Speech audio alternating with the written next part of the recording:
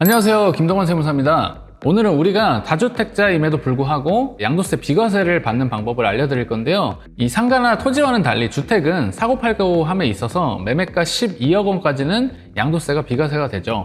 왜 주택만 비과세가 있느냐? 우리가 국민의 주거 안정과 거주 이전의 자유를 위해서 일정 요건에 부합하면 세금을 부과하지 않는 겁니다. 가족 수가 늘어서 새로운 집으로 이사를 가야 되는데 갑자기 여기다가 세금을 부과해버리면 우리가 이사를 가는데 금전적으로 제한이 생기잖아요. 아마 투자에 조금 관심이 있으셨다면 1세대 1주택 비과세와 일시적 2주택 비과세 규정은 잘 알고 계실 텐데요. 그래서 오늘은 많은 분들이 생소해하시는 거주주택 비과세 특례에 대해서 얘기를 드리고자 합니다. 우리가 거주주택 비과세 특례를 활용하면 3주택, 4주택 혹은 그 이상의 다주택자분들도 내가 거주하는 집 한 채에 대해서는 비과세를 받으실 수가 있어요. 비과세가 가능한 이유는 바로 주택임대사업자에 대한 내용 때문인데요. 다주택자분들과 상담을 하면서 부동산 포트폴리오를 보면 거주하시는 집은 취득한 지 오래돼서 양도 차익이 가장 크고 다른 주택은 재개발 목적으로 장기 보유를 해야 되고 또 다른 주택은 팔리지가 않아서 다른 주택은 또 팔아도 남는 게 없어서 다양한 이유로 다주택자 신분이 되어 있으신데요. 문제는 우리가 어느 순간 양도 차익이 가장 큰 이 거주주택을 팔고 이사를 가고 싶은데 세금 때문에 그게 안 된다는 겁니다. 그럴 때 이 거주주택 비과세 특례 요건을 충족을 시켜서 비과세로 양도를 하는 건데요. 적용 요건을 하나하나 설명드려 볼게요.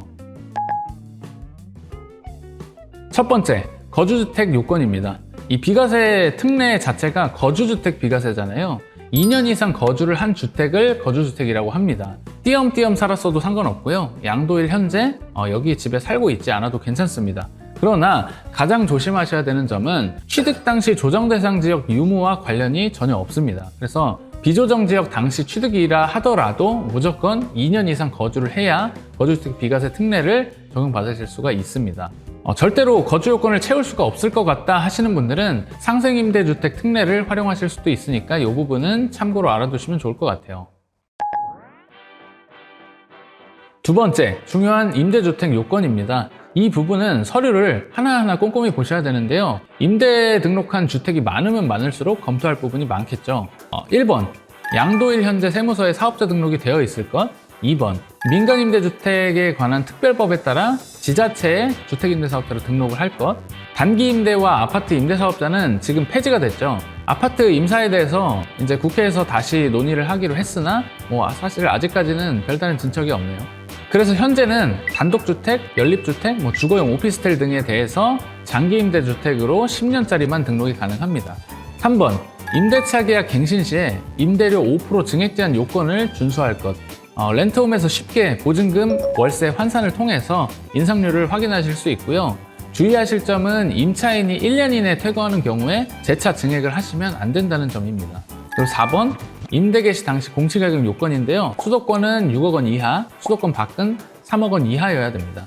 이 요건이 모두 충족이 됐다면 다음에 몇 가지 추가 점검이 필요한데요. 첫 번째, 거주주택 비과세 특례는 2019년 2월 10일 이후 취득한 주택에 대해서는 평생 한 차례 적용으로 제한이 됩니다. 과거에 받으신 적이 있으셨다면 해당 내용을 꼭 체크하셔야겠고요.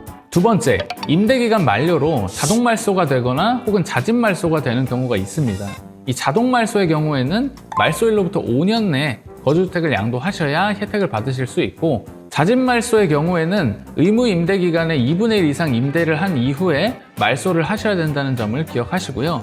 세 번째, 임대 기간을 모두 채우기 전에 미리 특례 적용도 가능합니다. 그러나 양도일 이후에 요건을 지키지 못한다면 우리가 비과세로 받은 세금이 추징되니까 사후 관리에 신경을 쓰셔야겠고요.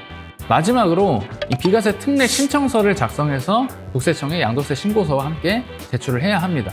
국세청 홈페이지에서 이 신청서 양식을 다운받으실 수도 있는데 영상을 보신 분들은 댓글에 메일 주소를 좀 남겨주시면 제가 가지고 있는 양식을 같이 보내드리도록 하겠습니다. 오늘은 우리가 주택의 비과세 혜택 중에서 거주주택 비과세 특례에 대해서 말씀드렸는데요. 기본적인 사항은 셀프로 한번 점검해 보시고 세무 전문가에게 크로스 체크를 한번 하시고 계약을 진행을 하시는 게 안전하다고 생각이 됩니다. 이 거주주택 특례는 사실 요건이 굉장히 많잖아요. 이 여러 요건 중에서 한 가지라도 어긋나면 비과세가 부인되면서 재산상의 타격이 크게 올 수 있기 때문에 비과세는 항상 여러 번 크로스 체크해서 사고가 안 나게끔 하는 게 중요하겠습니다.